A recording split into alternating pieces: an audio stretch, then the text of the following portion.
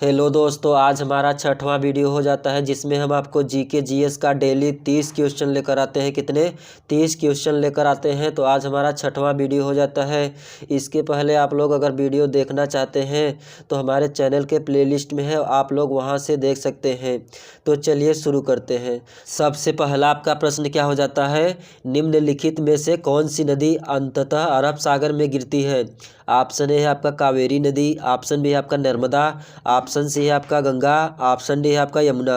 तो इसका right answer क्या हो जाएगा, तो इसका राइट आंसर हो जाएगा ऑप्शन नंबर बी। नर्मदा नदी की बात करें तो अरब सागर में गिरती है। कहाँ पर गिरती है, तो अरब सागर में गिरती है। आपसे पूछे कि नर्मदा नदी का दूसरा नाम क्या है, तो आपको बता दें हम रेवा। कौन सा हो जाएगा, तो रेवा आपका नर्मदा नदी का दूसरा नाम हो जाता है। उसके बाद हम चलते हैं अगले प्रश्न में। तो अगला प्रश्न आपका क्या हो जाता है, निम्नलिखित में से कौन सी नदी चंबल में नहीं मिलती है। क्या पूछा है, कौन सी नदी चंबल में नहीं मिलती है।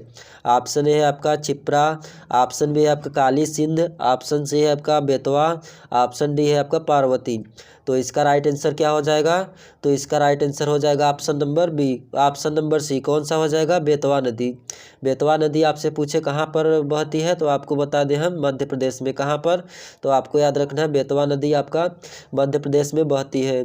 उसके बाद आपसे पूछे बेतवा नदी की सहायक नदी कौन है, तो आपको याद रखना है यमुना नदी। कौन नदी है, तो आपको याद रखना है यमुना नदी, जो कि आपका मध्य प्रदेश में बहती है। उसके बाद हम चलते हैं अगले प्रश्न में। तो अगला प्रश्न आपका क्या हो जाता है, हीराकुंड बांध किस राज्य में स्थित है। क्या पूछा है आपसे प्रश्न, हीराकुंड बांध किस राज्य में स्थित है। ऑप्शन ए है आपका उड़ीसा, ऑप्शन बी है आपका झारखंड, ऑप्शन सी है आपका उत्तराखंड, ऑप्शन डी है आपका पश्चिम बंगाल। तो इसका राइट आंसर क्या हो जाएगा, तो इसका राइट आंसर हो जाएगा आपका ऑप्शन नंबर ए। कौन सा राज्य हो जाएगा, तो आपको याद रखना है उड़ीसा। उड़ीसा में कौन सा बांध है, तो आपको याद रखना है हीराकुंड बांध। कौन सा, हीराकुंड बांध। उसके बाद आपका अगला प्रश्न क्या हो जाता है, भारत में ताजे जल की सबसे बड़ी झील वुलर झील किस राज्य में स्थित है। ऑप्शन ए है आपका हिमाचल प्रदेश, ऑप्शन बी है आपका उत्तराखंड, ऑप्शन सी है आपका उत्तर प्रदेश, ऑप्शन डी है आपका जम्मू कश्मीर। तो इसका राइट आंसर क्या हो जाएगा, तो इसका राइट आंसर हो जाएगा option number D, Jammu Kashmir. Jammu Kashmir की बात करें तो कहाँ पर है, तो आपको याद रखना है जो भारत में ताजे जल की सबसे बड़ी झील हो जाती है आपका, तो आपको जम्मू कश्मीर में मिलेगी। कहाँ पर मिलेगी, तो आपको याद रखना है जम्मू कश्मीर में। कौन सी झील हो जाती है आपका सबसे मीठे पानी की, तो आपको याद रखना है वुलर झील। कौन सा, तो जो भारत के मीठे पानी की सबसे बड़ी झील हो जाती है आपका वुलर झील हो जाएगी। उसके बाद हम चलते हैं अगले प्रश्न में। तो अगला प्रश्न आपका क्या हो जाता है, विश्वविख्यात, क्या लिखा है, विश्वविख्यात जोग या गरसोप्पा जलप्रपात किस राज्य में स्थित है। ऑप्शन ए है आपका कर्नाटक, ऑप्शन बी है आपका मध्य प्रदेश नहीं महाराष्ट्र, ऑप्शन सी आपका आंध्र प्रदेश, ऑप्शन डी आपका केरल। तो इसका राइट आंसर क्या हो जाएगा, तो इसका राइट आंसर हो जाएगा ऑप्शन नंबर ए। कौन सा, तो आपको याद रखना है कर्नाटक में जो जोग जलप्रपात है कहाँ पर है, तो कर्नाटक में है। आपसे पूछे किस नदी पर है, तो आपको याद रखना है किस नदी पर है, शरावती नदी पर। कहाँ पर है, शरावती नदी पर है। कौन सा जलप्रपात, तो आपको याद रखना है जोग जलप्रपात है। उसके बाद हम चलते हैं अगले प्रश्न में। तो अगला प्रश्न आपका क्या हो जाता है, भारत में प्रथम बहुउद्देशीय नदी घाटी परियोजना का निर्माण निम्न में से किस नदी पर किया गया है। ऑप्शन ए है आपका गोदावरी नदी, ऑप्शन बी आपका कावेरी नदी, ऑप्शन सी है आपका दामोदर, ऑप्शन डी है आपका कोयना। तो इसका राइट आंसर क्या हो जाएगा, तो इसका राइट आंसर हो जाएगा आपका दामोदर नदी। कौन सा नदी हो जाएगा, आपसे पूछेगा कि भारत में प्रथम बहुउद्देशीय नदी घाटी परियोजना का निर्माण किस नदी पर किया गया है, तो आपको याद रखना है दामोदर नदी पर। किस नदी पर, दामोदर नदी पर। उसके बाद हम चलते हैं अगले प्रश्न में। तो अगला प्रश्न आपका क्या हो जाता है, सरदार सरोवर परियोजना, क्या लिखा है, सरदार सरोवर परियोजना से लाभान्वित राज्य। क्या पूछा है, सरदार सरोवर आपका जो परियोजना है किस किस राज्य से लगता है। ऑप्शन ए है आपका राजस्थान, महाराष्ट्र, आंध्र प्रदेश, कर्नाटक, ऑप्शन बी है आपका मध्य प्रदेश, राजस्थान, उत्तर प्रदेश, आंध्र प्रदेश, ऑप्शन सी है आपका राजस्थान, मध्य प्रदेश, गुजरात, महाराष्ट्र, ऑप्शन डी है आपका गुजरात, राजस्थान, महाराष्ट्र, आंध्र प्रदेश। तो इसका उत्तर क्या हो जाएगा, तो इसका उत्तर हो जाएगा आपका राजस्थान हो जाएगा। उसके बाद मध्य प्रदेश, गुजरात, महाराष्ट्र। कौन कौन से राज्य हो जाते हैं, तो एक तो होगा राजस्थान, मध्य प्रदेश, गुजरात और लास्ट में आपका हो जाता है महाराष्ट्र। वहीं पर आपसे पूछे कि सरदार सरोवर दुनिया का कौन से स्थान पर बांध है, तो आपको याद रखना है दुनिया का दूसरा सबसे बड़ा बांध है। कौन है, तो आपको याद रखना है सरदार सरोवर। कौन सा, सरदार सरोवर दुनिया का सबसे बड़ा बांध हो जाता है। आपसे पूछे कि सरदार सरोवर किस नदी पर है, तो आपको याद रखना है किस नदी पर है, तो आपको याद रखना है नर्मदा नदी पर। किस नदी पर, तो आपको याद रखना है नर्मदा नदी पर। अगला प्रश्न आपसे क्या पूछा है, ओंकारेश्वर। क्या पूछा है, ओंकारेश्वर परियोजना निम्नलिखित नदियों में से किस एक संबंध है। क्या पूछा है, किस एक संबंध है, किस एक नदी से संबंधित है। ऑप्शन ए है आपका चंबल नदी, ऑप्शन बी आपका नर्मदा, ऑप्शन सी आपका तापी, ऑप्शन डी आपका भीमा। तो इसका राइट आंसर क्या हो जाएगा, तो इसका राइट आंसर हो जाएगा ऑप्शन नंबर बी। कौन सा, जो आपका ओंकारेश्वर परियोजना है किस नदी से संबंधित है, तो आपको याद रखना है नर्मदा नदी से। किस नदी से, तो नर्मदा नदी से। उसके बाद हम चलते हैं अगले प्रश्न में। तो अगला प्रश्न आपका क्या हो जाता है, भारत में सर्वाधिक वर्षा प्राप्त करने वाला स्थान। ऑप्शन ए है आपका बीकानेर, ऑप्शन बी आपका चेरापूंजी, ऑप्शन सी आपका मासिनराम। यहाँ पर गलत हो गया थोड़ा, यहाँ पर हो जाएगा आपका मासिनराम। ऑप्शन डी है आपका शिमला। तो इसका राइट आंसर क्या हो जाएगा, तो इसका राइट आंसर हो जाएगा ऑप्शन नंबर सी। कौन सा, तो आपको याद रखना है मासिनराम। मासिनराम में बात करें तो भारत की सबसे अधिक वर्षा कहाँ पर होता है, तो आपको याद रखना है मासिनराम में। मासिनराम कहाँ पर पड़ता है, तो आपको याद रखना है कहाँ पर, तो आपको याद रखना है मेघालय में। कहाँ पर पड़ता है मासिनराम, तो जो मेघालय में है सबसे अधिक वर्षा कहाँ पर होती है भारत के, किस राज्य में, तो आपको याद रखना है मेघालय में। उसके बाद हम चलते हैं अगले प्रश्न पे। तो अगला प्रश्न आपका क्या हो जाता है, ग्रीष्म काल में आने वाली, क्या लिखा है, ग्रीष्म काल में आने वाली तूफानों को निम्नलिखित में से किस राज्य में काल बैसाखी, क्या नाम है, काल बैसाखी के नाम से जाना जाता है। क्या पूछा है प्रश्न, किस राज्य में काल बैसाखी के नाम से जाना जाता है। ऑप्शन ए है आपका पंजाब, ऑप्शन बी है आपका हरियाणा, ऑप्शन सी है आपका राजस्थान, ऑप्शन डी है आपका पश्चिम बंगाल। तो इसका राइट आंसर क्या हो जाएगा, तो इसका राइट आंसर हो जाएगा ऑप्शन नंबर डी। कौन सा राज्य हो जाएगा, काल बैसाखी को किस राज्य के नाम से जाना जाता है, तो जो पश्चिम बंगाल है उसको हम आपको काल बैसाखी के नाम से जानते हैं। किस नाम से, तो जो काल बैसाखी है पश्चिम बंगाल को जानते हैं। उसके बाद हम चलते हैं अगले प्रश्न में। तो अगला प्रश्न आपका क्या हो जाता है, भारत में वनों की, क्या लिखा है, भारत को वनों की ताज़ा स्थिति के संबंध में रिपोर्ट कौन जारी करता है। जो आपका हो गया वनों की ताज़ा रिपोर्ट कौन जारी करता है। ऑप्शन ए है आपका वन अनुसंधान संस्थान, कहाँ पर है, देहरादून में। ऑप्शन बी है आपका भारतीय वन सर्वेक्षण विभाग, कहाँ पर है, देहरादून। ऑप्शन सी है आपका राष्ट्रीय पर्यावरण शोध संस्थान, आपको याद रखना है नागपुर में। ऑप्शन डी है आपका केंद्रीय शुष्क भूमि अनुसंधान संस्थान, जोधपुर में। तो इसका राइट आंसर क्या हो जाएगा, तो इसका राइट आंसर हो जाएगा ऑप्शन नंबर कौन सा, तो आपको याद रखना है भारतीय वन सर्वेक्षण विभाग, जो कि आपका कहाँ पर पड़ता है, तो आपका पड़ता है आपका देहरादून में। कहाँ पर पड़ता है, देहरादून में। आपसे प्रश्न पूछे कि वनों का रिपोर्ट कौन जारी करता है, तो आपको याद रखना है भारतीय वन सर्वेक्षण विभाग करता है। कौन करता है, तो भारतीय वन सर्वेक्षण विभाग करता है, जो कि कहाँ पर पड़ता है, तो आपको याद रखना है देहरादून में। उसके बाद हम चलते हैं अगले प्रश्न में। तो अगला प्रश्न आपका क्या हो जाता है, देश में सर्वाधिक क्षेत्रफल किस प्रकार के वन पाए जाते हैं। क्या पूछा है आपका, सबसे ज़्यादा क्षेत्रफल वाला मतलब वन कहाँ पर पाए जाते हैं। ऑप्शन ए है आपका पर्वतीय वन, ऑप्शन बी है आपका उष्णार्ध सदाबहार वन, ऑप्शन सी है आपका आर्द्र मानसूनी वन, ऑप्शन डी है आपका उष्णार्ध पतझड़ वन। तो इसका राइट आंसर क्या हो जाएगा, तो इसका राइट आंसर हो जाएगा ऑप्शन नंबर डी। कौन सा वन हो जाएगा जो देश में सर्वाधिक क्षेत्रफल वाला हो जाता है, तो आपको याद रखना है उष्णार्ध पतझड़ वन। कौन सा, उष्णार्ध पतझड़ वन कहाँ पर पाए जाते हैं, तो आपको बता दें भारत के प्रायद्वीपीय में पाया जाता है। उसके बाद हम चलते हैं अगले प्रश्न में। तो अगला प्रश्न आपका क्या हो जाता है, भारत में निम्नलिखित क्षेत्रों में से किस एक मैंग्रोव वन, सदापर्णी वन, पर्णपाती वन कहाँ पर पाए जाते हैं। ऑप्शन ए है आपका उत्तर तटीय आंध्र प्रदेश में, ऑप्शन बी है आपका दक्षिण पश्चिम बंगाल में, ऑप्शन सी है आपका अंडमान और निकोबार द्वीप समूह में, ऑप्शन डी है आपका दक्षिण सौराष्ट्र में।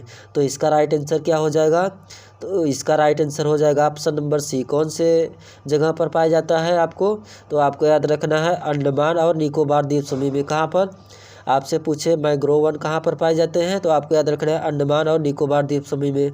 आपसे पूछे कि पर्णपाती वन कहाँ पाए जाते हैं, तो आपको याद रखना है अंडमान और निकोबार द्वीप समूह में। कहाँ पर, अंडमान और निकोबार द्वीप समूह में पाए जाते हैं। उसके बाद हम चलते हैं अगले प्रश्न में। तो अगला प्रश्न आपका क्या हो जाता है, निम्न में से कौन सी नदी, क्या लिखा है, निम्न में से कौन सी मिट्टी प्रायद्वीपीय भारत के अधिकतम क्षेत्र में विस्तृत है। क्या पूछा है कि जो प्रायद्वीपीय भारत में सबसे अधिक मिट्टी कौन सी पाई जाती है।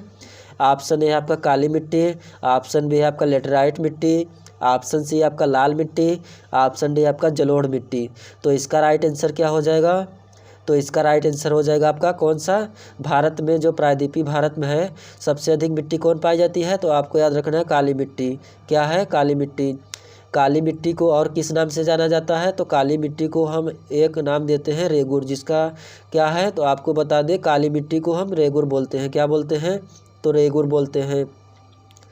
उसके बाद आपसे पूछे कि काली मिट्टी में पोटास की मात्रा कितनी होती है, तो काली मिट्टी में पोटास की मात्रा बहुत अधिक पाई जाती है। किस में पाई जाती है, तो आपकी काली मिट्टी में पाई जाती है सबसे ज़्यादा पोटास। उसके बाद हम देखते हैं अगले प्रश्न में। तो अगला प्रश्न आपसे क्या पूछा है, निम्न में से कौन सा कथन असत्य है। असत्य मतलब कौन सा ऑप्शन गलत है आपका। ऑप्शन ए आपका लेटराइट मिट्टी सामान्यतः कैसी होती है, वर्षा, अधिक वर्षा वाले क्षेत्रों में पाई जाती है। तो जो लेटराइट मिट्टी है आपका वह कहाँ पर पाई जाती है, तो जहाँ पर सबसे ज़्यादा वर्षा होती है वहीं पर आपका लेटराइट मिट्टी पाई जाती है, इसलिए आपका ये सही हो जाएगा। कौन सा, ऑप्शन ए सही हो जाएगा। उसके बाद हम देखते हैं ऑप्शन बी क्या दिया है, यह एक क्षारीय मिट्टी है। तो क्षारीय मिट्टी तो नहीं है आपका लेटराइट मिट्टी, इसलिए आपका ये गलत हो जाता है। उसके बाद हम देखते हैं अगला प्रश्न क्या है, तो इस मिट्टी में मुख्यतः मोटे अनाज की खेती की जाती है। तो जो लेटराइट मिट्टी हो जाता है आपका, इसमें आपका मोटे अनाज हो जाते हैं, जैसे गेहूँ, जौ, चना हो गया, इसमें आपका हो जाता है लेटराइट मिट्टी में। उसके बाद आपका हो जाता है ऑप्शन नंबर डी क्या दिया है, इस मिट्टी में चाय की भी कृषि की जाती है। किस में की जाती है, तो लेटराइट मिट्टी में। तो इसका राइट आंसर क्या हो जाएगा, तो इसका राइट आंसर हो जाएगा ऑप्शन नंबर बी। कौन सा, तो जो लेटराइट मिट्टी है आपका क्षारीय नहीं होता है। कैसा होता है, तो क्षारीय नहीं होता है। अगला प्रश्न आपका क्या हो जाता है, तो अगला प्रश्न हो जाता है आपका, निम्नलिखित में से किस क्षेत्र को, क्या लिखा है, किस क्षेत्र को भारत का चावल का कटोरा कहा जाता है। किस राज्य को कहा जाता है, किस क्षेत्र को कहा जाता है।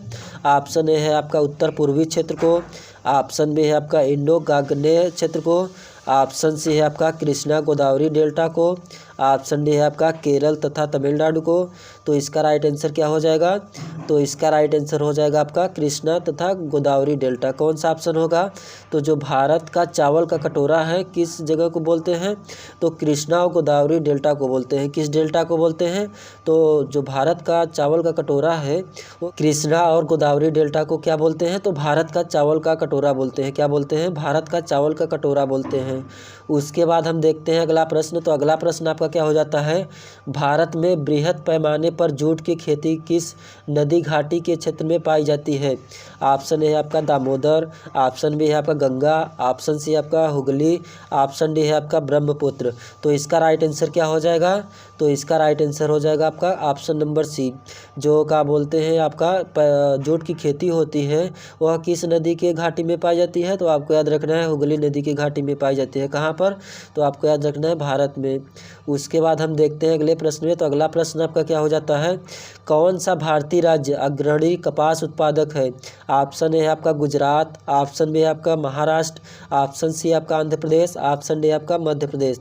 तो इसका राइट आंसर क्या हो जाएगा, तो इसका राइट आंसर कौन सा होगा, तो आपको बता दें कि जो भारत का राज्य अग्रणी कपास उत्पादक में है कौन सा हो जाएगा, तो आपको याद रखना है गुजरात राज्य हो जाएगा। कौन सा, तो जो देश का कौन सा राज्य हो जाएगा, तो आपको याद रखना है गुजरात। देश का कपास का सबसे बड़ा उत्पादक राज्य कौन सा हो जाएगा, तो आपको याद रखना है कौन सा, तो महाराष्ट्र हो जाएगा। कौन सा, तो महाराष्ट्र। अगला प्रश्न आपका क्या हो जाता है, तो अगला प्रश्न है आपका, दक्षिण भारत में सर्वाधिक चाय उत्पादित करने वाला राज्य कौन है।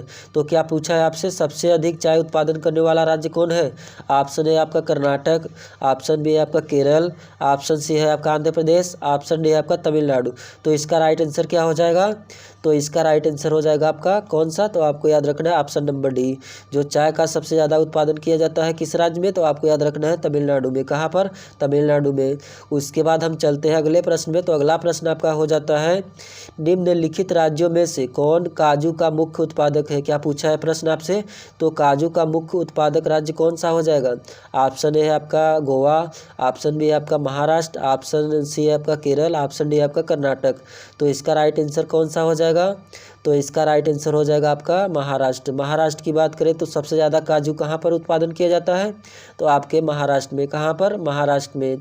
अब प्रथम राज्य अगर पूछे कि सबसे प्रथम राज्य कौन सा हो जाता है, तो आपको याद रखना है आंध्र प्रदेश में। कौन सा, तो आंध्र प्रदेश में। कौन सा, आंध्र प्रदेश में। अगर द्वितीय स्थान पर पूछे कि द्वितीय स्थान पर काजू का उत्पादन कहाँ पर होता है, तो आपको याद रखना है उड़ीसा में और कर्नाटक। उड़ीसा उसके बाद कर्नाटक में। प्रथम पूछे तो आंध्र प्रदेश, अगर द्वितीय तृतीय पूछे तो आपको याद रखना है उड़ीसा, उसके बाद कर्नाटक हो जाएगा।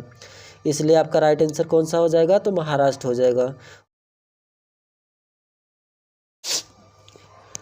उसके बाद आपका अगला प्रश्न क्या हो जाता है, तो अगला प्रश्न आपका हो जाता है निम्नलिखित में से कौन ऊर्जा का परंपरागत स्रोत नहीं है। क्या पूछा है, जो ऊर्जा का कौन सा परंपरागत स्रोत नहीं है।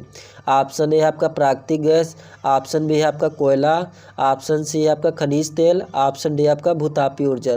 तो इसका राइट आंसर क्या हो जाएगा, तो इसका राइट आंसर हो जाएगा आपका कौन सा, ऑप्शन नंबर डी। जो परंपरागत स्रोत है आपका भूतापीय ऊर्जा नहीं होता है, बाकी आपका प्राकृतिक गैस होगा, कोयला होगा, खनिज तेल होगा। ये किसके अंतर्गत आते हैं, तो आपको बता दें परंपरागत स्रोत के अंतर्गत आते हैं। उसके बाद हम चलते हैं अगले प्रश्न पे। तो अगला प्रश्न आपका क्या हो जाता है, तो अगला प्रश्न आपका हो जाता है पवन ऊर्जा। पवन ऊर्जा उत्पादन में क्या लिखा है, पवन ऊर्जा उत्पादन में भारत का विश्व में कौन सा स्थान है। क्या पूछा है, जो पवन ऊर्जा है आपका इसके उत्पादन में आपका भारत का कौन सा स्थान हो जाता है। ऑप्शन है दूसरा, तीसरा, चौथा, पाँचवा। तो कौन से स्थान पर हो जाता है, तो आपको याद रखना है कौन से स्थान पर, तो आपको याद रखना है पाँचवें स्थान पर आपका पवन ऊर्जा के उत्पादन में विश्व का कौन सा स्थान है, तो आपको याद रखना है पाँचवा स्थान है। दोस्तों वीडियो को लाइक कर दिया करो यार, इतनी मेहनत के साथ हम आपको वीडियो बनाते हैं तो कम से कम एक लाइक तो बनता है। तो आप लोग कम से कम लाइक तो कर दिया करो यार, इतनी मेहनत के साथ बनाते हैं। आप लोग कमेंट नहीं करते हो कि कैसा है कैसा नहीं है, आप लोग कमेंट करिए कैसा है, हम कैसा वीडियो बनाते हैं, आपको जानकारी सही दे रहे हैं या नहीं दे रहे हैं, तो आप लोग कमेंट करके बताना हमें। तो हमारा प्रश्न आपका क्या हो जाता है, कुद्रेमुख और खनिज परियोजना निम्नलिखित में से किस राज्य में स्थित है। क्या प्रश्न पूछा है आपसे, कुद्रेमुख और लौह खनिज परियोजना किस राज्य में स्थित है।